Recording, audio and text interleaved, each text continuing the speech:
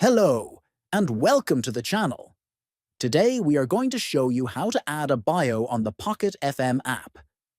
If you want to personalize your profile and let other listeners know more about you, this guide will make it easy to set up your bio in just a few simple actions. First, open the Pocket FM app on your phone. Next, tap on the profile icon located at the bottom. Next, look for the edit icon near your profile information and click on it to open the editing options.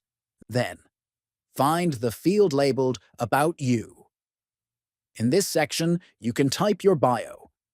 Make sure to write something brief but informative so other users can understand who you are and what kind of content or interest you have. Finally, after you have written your bio, scroll down and tap on the Save Changes button. This will ensure that all your updates are applied, and your profile now includes your new bio for everyone to see. If you found this guide helpful, make sure to subscribe to the channel, like this video, and share it with friends. Thanks for watching, and stay tuned for more tips on using Pocket FM.